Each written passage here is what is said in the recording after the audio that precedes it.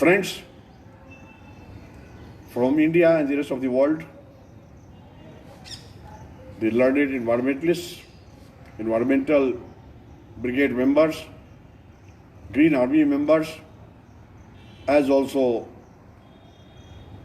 teachers, educators, professors, students and researchers of ecology, environment, disaster management, sustainable development and allied areas. It's a great day as well as auspicious occasion as we are celebrating the 40th anniversary of the Indian Institute of Ecology and Environment, the only institute of its type in the Indian subcontinent, which was established in June 1980, 40 years ago. So we are very keen to let each and everybody know about year-wise development, as it is my duty as the chairman of the Indian Institute of Ecology and Environment, and my name is Dr. Priya Ranjan Trivedi. I am the founder chairperson. In the year 1980, we, with the help of 51-member team, went to different states in India and other selected countries where we tried to know whether there is a possibility of creating an institution in India with a view to not only controlling pollution but also preserving our natural resources as well as the environment. So friends, initially we did not get good response because nobody thought that pollution will be so much after say 20 or 30 years. But even then we thought it is our duty to preserve nature and our environment.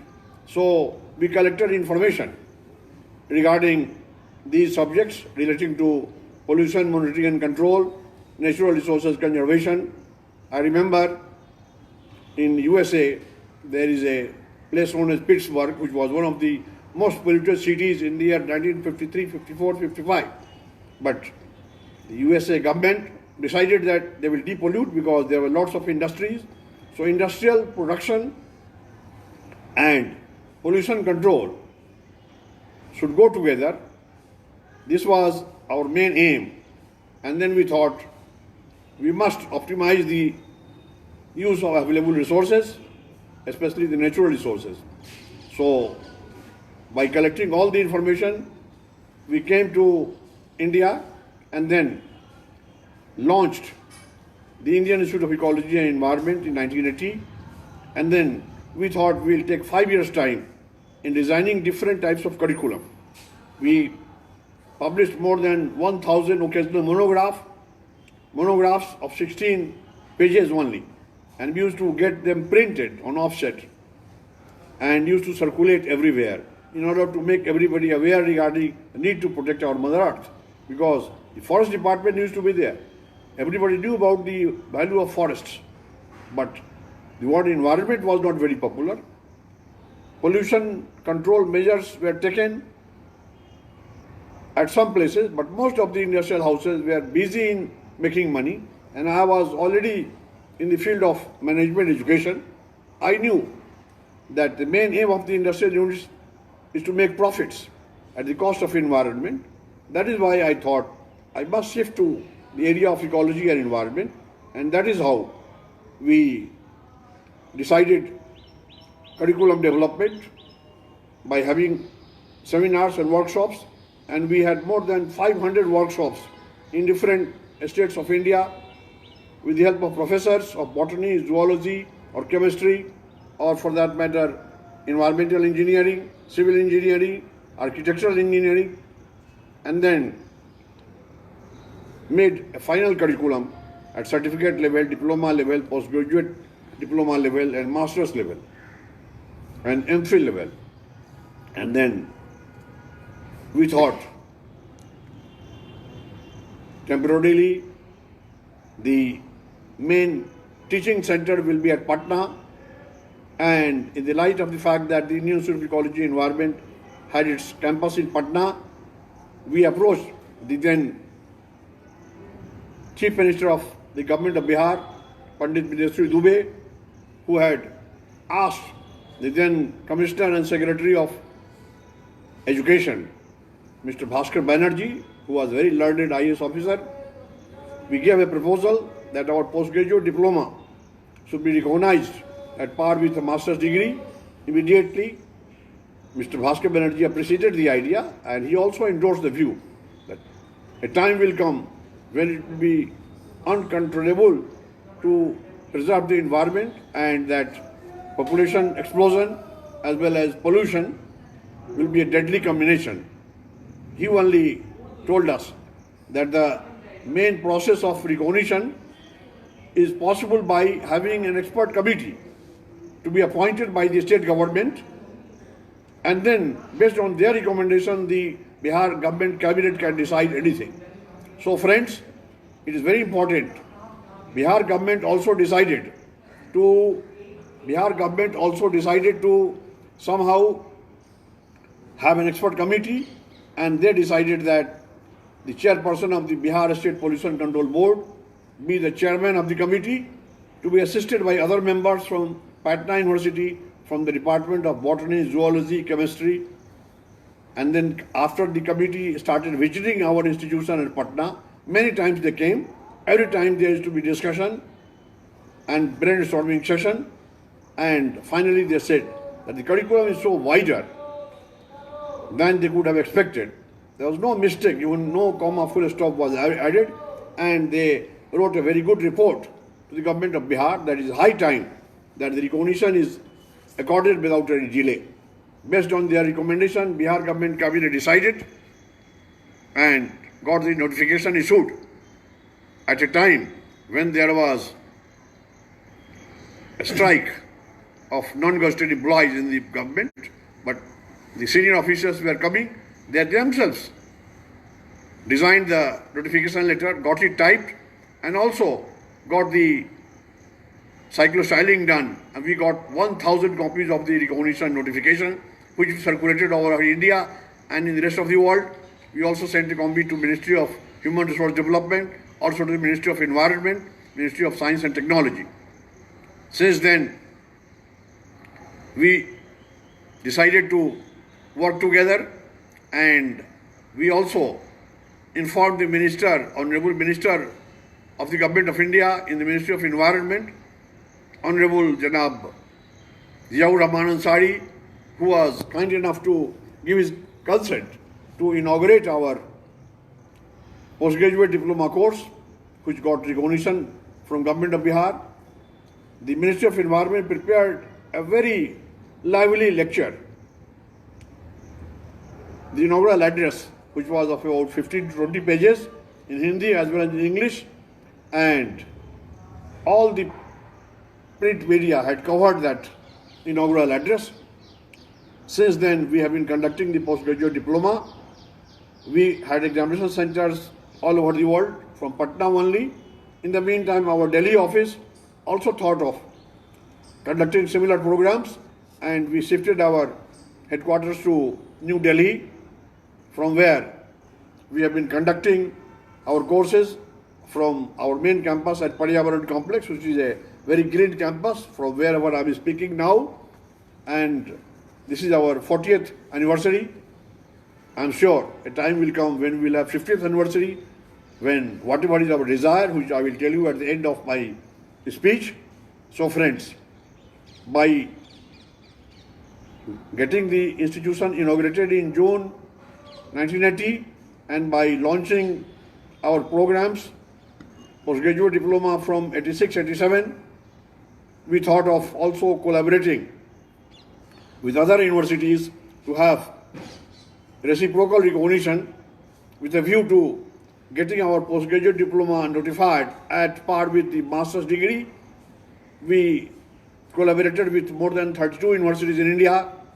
All the important universities, reputed universities were covered.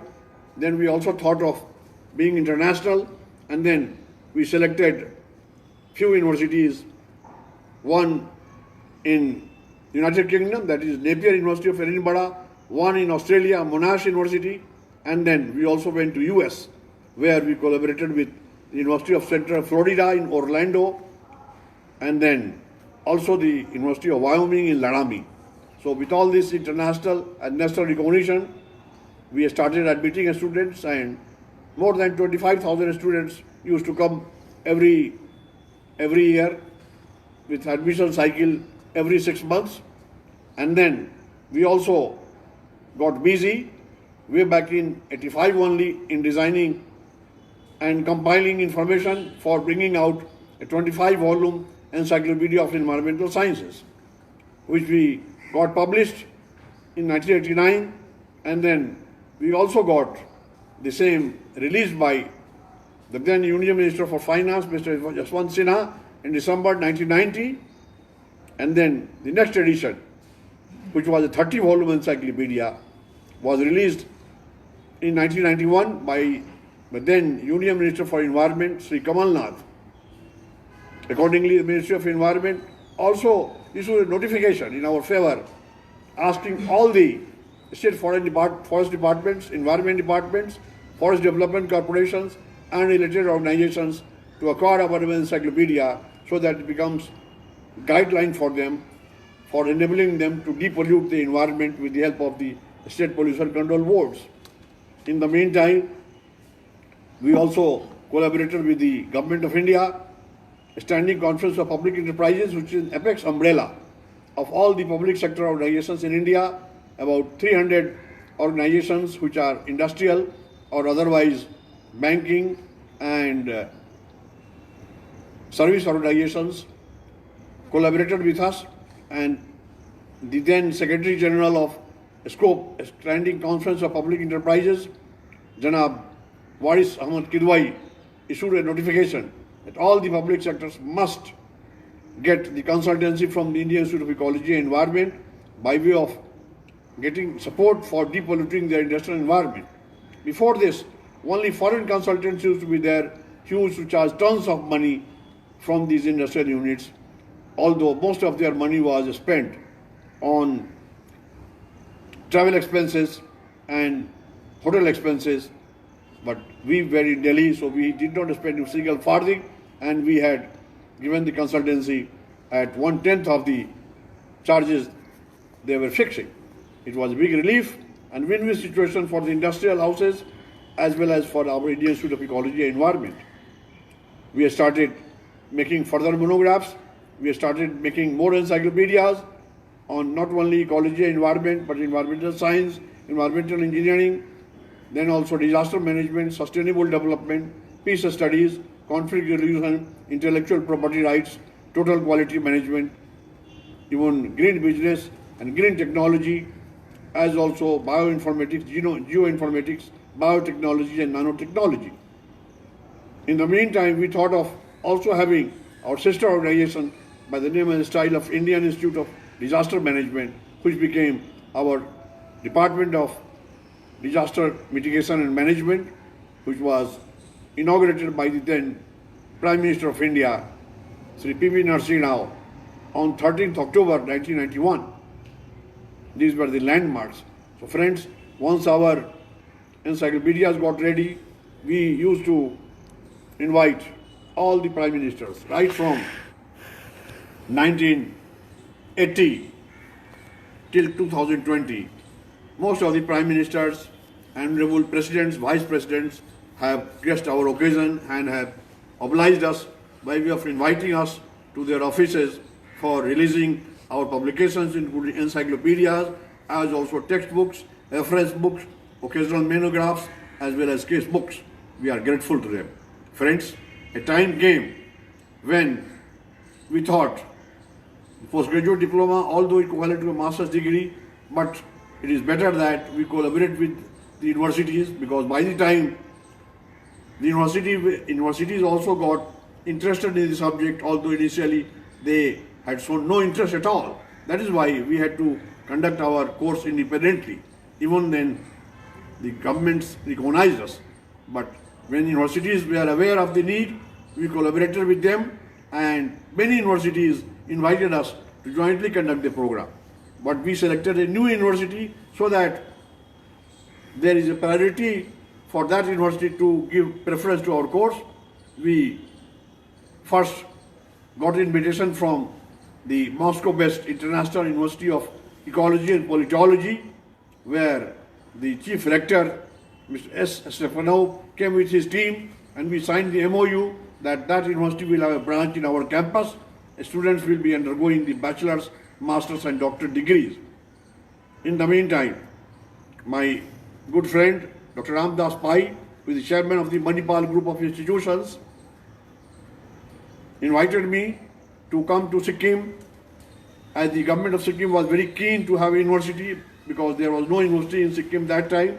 Also in the light of the fact that Sikkim was a country only in 1974-75 when the then king, the Chogyals, thought of leaving the country because of the trouble within the state, within the country. It was handed over to India. Naturally, the University of North Bengal used to take care of Sikkim. Now that Sikkim had become a state, so Sikkim Manipal University was established with the legislative support of the government of Sikkim. And then the entire university was handed over to me for running environment-related programs. Initially, we launched 7 courses in ecology, environment, disaster management, sustainable development, total quality management, geo-informatics, environmental communication, and ecotourism. And later on, we added many more courses. But a time came when the Indian Institute of Ecology and Environment herself felt that a time has come when the institute herself sponsors a university, funds a university. And then we made contacts with the state governments. Most of the state governments consented, but the first 2 states who contacted us were Arunachal Pradesh and Nagaland.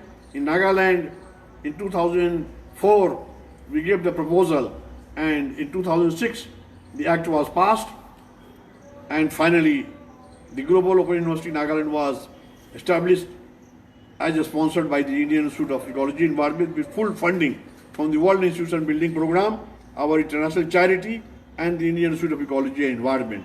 We added more than 300 bachelor's and master's degrees and MPhil degrees, and it gathered momentum. All courses were eco-friendly in the area of environment and related fields. And in 2012, the Indira Gandhi Technological and Medical Sciences University was also sponsored by us. These 2 universities are landmarks, and they are running offbeat, vocational and job-oriented programs. And we always keep on researching the need, urgent need to see that the universities produce only job givers, not job seekers, because that is how we are creating environment-friendly and sustainable jobs, a job policy which could be sustained by our Mother Earth. That way, we have been conducting these programs. Only 5 years ago, we thought, what is our contribution? We thought that yes, there is a competent cadre of young experts in the area of environmental science and engineering, but there is a limitation of these persons.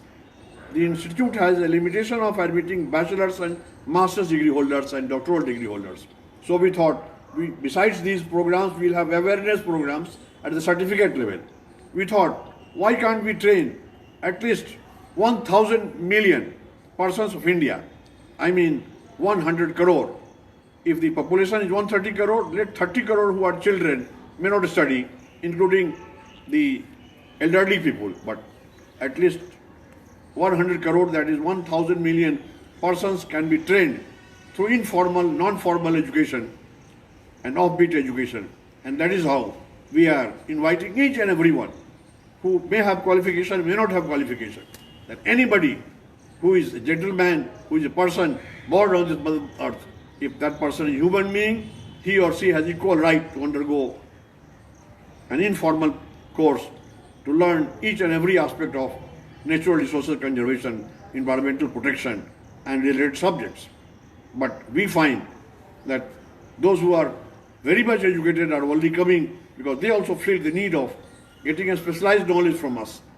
We never thought that doctorate degree holders and master's degree holders, engineers, doctors, and even judges, and sometimes even the lawyers and parliamentarians, politicians, everybody is coming, industries are coming, their wards are coming to get knowledge at the certificate level, 3 months duration. We have about 700-800 courses related to environment, and we are offering that anybody who is interested can inform us, and naturally the study materials will be emailed to them without any delay, or for that matter, if they don't have any facility of internet, they can ask us, we can send CDs and DVDs for enabling them to acquire expert knowledge of any subject they like, which is related to ecology and environment. So friends, this is how we are managing our affairs at Paryavaran Complex, where we have a green campus, we have a auditorium, we have classrooms, we have hostels, we have faculty rooms, we have library, we have computer center, everything is there, and we house many foreigners who have been coming every year to research on India's environment, and we also want to mix spirituality with environment. We are working with several agencies to collect information on environmental disasters. How can we mitigate the disastrous effects of all such wrong planning which is being done in order to have a sustainable society and a sustainable world. Under our development program, as we are observing the 40th anniversary, after 10 years a time will come when it will be 50th anniversary. Friends, my age is now 70, and when we had established the institution, I was only 30 years of age. So we want all those who are young to join our young team, which is already there with us for the last, say, 20 years. At a time when they were 15, 16, now they are 35 to 40. So they are all working with us to ensure that whatever are the milestones are achieved without any delay. And we are also sure that under the diversification program, as 20 years back, when we were very young, we had no time to go to other states. Most of the states, including Himachal Pradesh, Uttar Pradesh, Goa, even Maharashtra, Haryana, Rajasthan, had allotted us land, but we could not do so because of the lack of funds. Now we are deciding to really get support from them. We have recently visited Tamil Nadu. They are also wanting to help. Government of Puducherry is also wanting to help. So I am sure we will have at least 20 campuses of our institution, green campuses in different states, where we will have environment park, where deep technologies will be exhibited. We will also teach environmental education. We will involve more than 10 million students in ensuring that environmental education educators are produced under our scheme of Catch Them Young. The idea is to catch the children young so that they become didactics, to finally educate their fathers, mothers, their teachers, their guardians, their colleagues, rather the entire neighborhood. This is possible only when such students will organize in all the schools of India with the help of the secondary education boards, CBSE and other examining bodies, for ensuring that different types of environmental programs are conducted, like essay competition, debate competition, painting competition, dance and drama competition, elocution, collage making competition, turncoat competition, environment quiz on a continuing basis, so that there is a full awareness regarding the need to have a controlled population size, to also preserve our environment, to depollute our environment, and to also see that we create environment-friendly and sustainable jobs, a job policy which will be sustained by our Mother Earth. We are seeing COVID-19 now, so we are also researching. We are going to bring out next week a 600-page thick book on pandemic and the pandemic diseases, right from its inception, what are the problems of pandemic, how it gets converted into endemic, and what is corona virus, that is COVID-19, why did it happen, and what are the processes to get cured, how to save yourself from this disease, how to do social distancing, what are the diet management techniques. Everything has been discussed there with a new master plan paradigm which we have envisaged to see that in future the disastrous effects of such diseases are mitigated. So friends, this is how we are progressing, and I am sure for this the cooperation of each and every government will be available to us. We are also able to wish that we support them on a reciprocal basis so that it is a win-win situation for our institution, for different state governments, different federal governments, central governments, and international bodies like UNEP and other organizations under the United Nations. So with these words, I thank each one of you, all the environmentalists, my friends, my well-wishers, my patrons, for a patient hearing, and I'm sure that your cooperation will be available to us always. Thank you, and Jai Hind. May peace prevail on this Mother Earth.